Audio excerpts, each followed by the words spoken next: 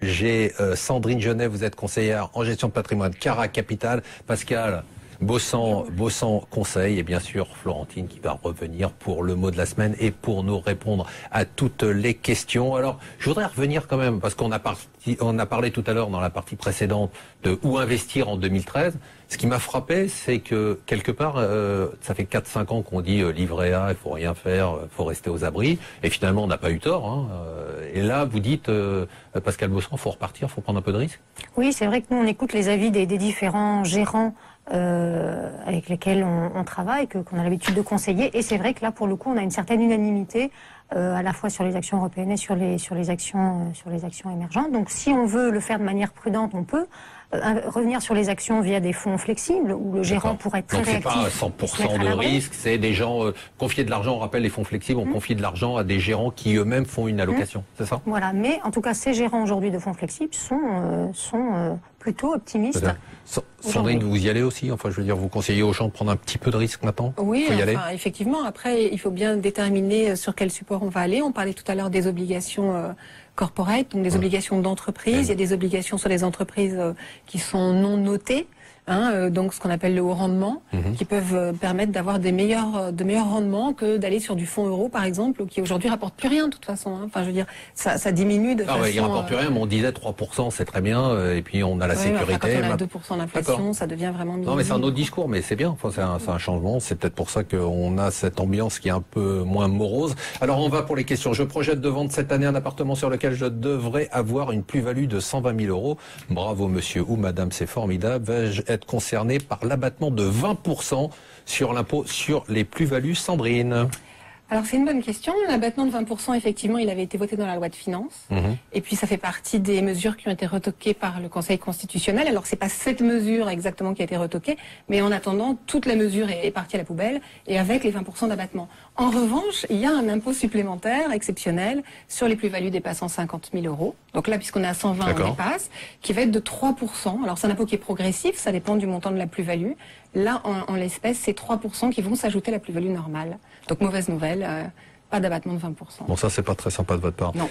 Autre question. Alors lui, il débarque d'une autre planète, à moins que ce soit Liliane Bettencourt, qui a un peu perdu la tête. Comment savoir si je suis soumis à l'ISF? Alors, j'ai 50 millions et je ne sais pas du tout si je dois payer quelque chose. J'étais pas au courant. La question se pose sans doute pour quelqu'un qui est peut-être à la limite du seuil. Donc cette année, le seuil, au 1er janvier 2013, il est de 1,3 million. Et en fait, pour savoir comment, si on y est soumis, on fait l'addition de tout son patrimoine, on retire le passif, c'est-à-dire l'ensemble des dettes que l'on a. On n'oublie pas l'abattement de 30% sur la résidence principale. Et il faut dire on rappelle, hein, parce que les gens l'oublient ou veulent l'oublier, on met la résidence principale. Hein. Voilà. Donc, moins 30%. Moins 30%. On enlève le capital restant du prêt s'il y en a un. Et au final, on voit le total de la totalité de son Et il y a l'outil de travail si on est par exemple entrepreneur? Alors, il y a un certain nombre de conditions d'exonération. D'accord, on va pas revenir là-dessus, c'est trop compliqué. Je vais vendre ma résidence principale, la plus-value est-elle exonérée d'impôts, Pascal? Oui.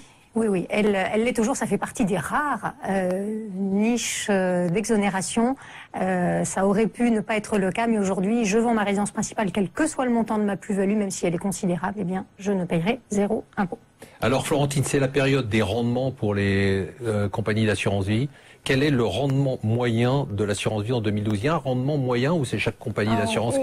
Alors c'est plus par assurance. On ne connaît pas encore le rendement moyen des contrats d'assurance vie puisque la plupart des compagnies d'assurance n'ont pas encore dévoilé leur taux. Elles devraient le faire à partir de la deuxième quinzaine de janvier. Ce qu'on sait en revanche, c'est que les taux devraient s'inscrire une nouvelle fois en baisse, notamment avec la baisse des taux d'État français, mais qu'ils resteront quand même en moyenne supérieurs à d'autres placements comme le livret A. On s'attend par exemple à 2,7% chez CNP Assurance, 3,3% à peu près chez Apicil et 3,37% chez Generali. Pascal, qu'est-ce qui explique cette différence-là? Parce que c'est quand même important, hein, les différences de taux visiblement entre les différentes compagnies d'assurance, alors qu'on a l'impression que c'est un peu le même produit, une sorte de produit sans risque, le fonds en euros, et on nous dit, bah tiens, il y en a un c'est 2,7%, l'autre c'est 3,7%.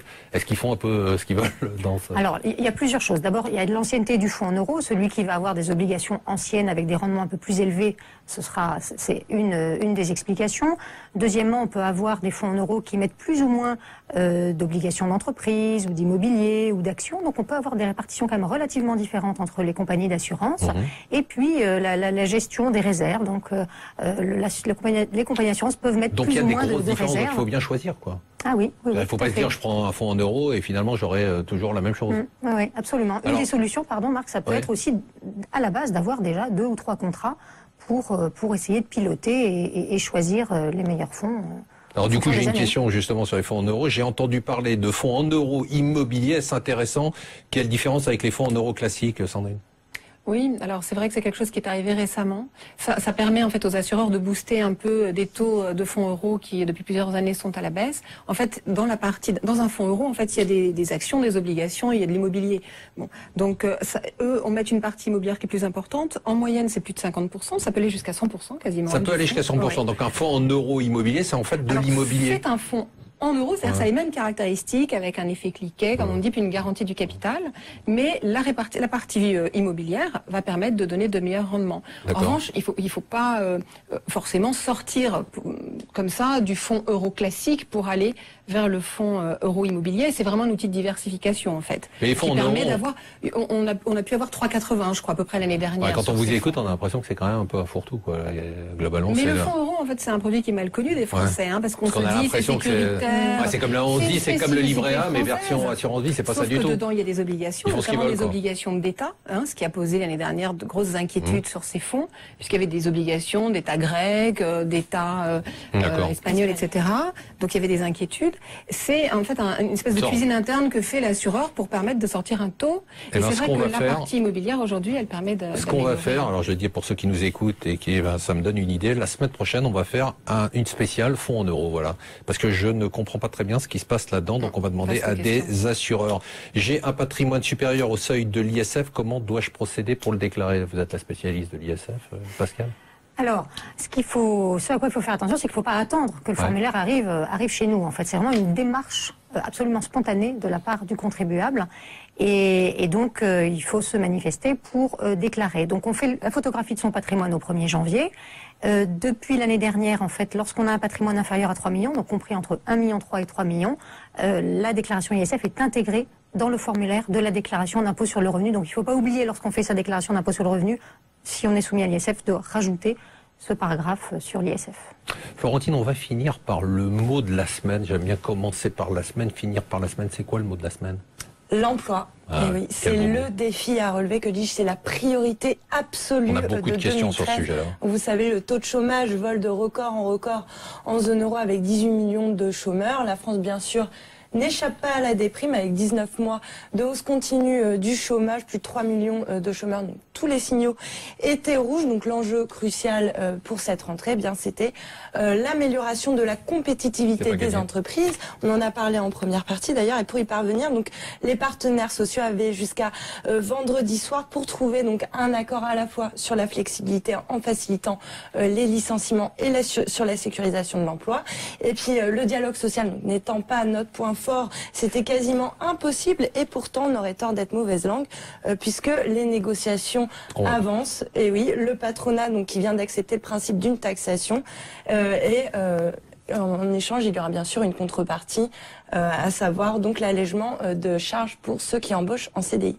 Vive l'emploi. Écoutez, mesdames, merci, mesdemoiselles, merci d'être venues. J'ai l'impression d'être un peu dans Drôle de Dame. Charlie, et c'est Charlie's Angel. Donc je rappelle Sandrine Genet, Cara Capital, merci d'être venue. Vous reviendrez? C'est à vous, avec plaisir.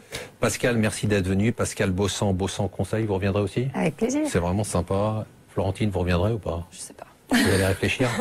Bon, en tout cas, nous, on se retrouve la semaine prochaine. On va faire une spéciale fonds en euros, tiens. C'est une bonne idée, ça.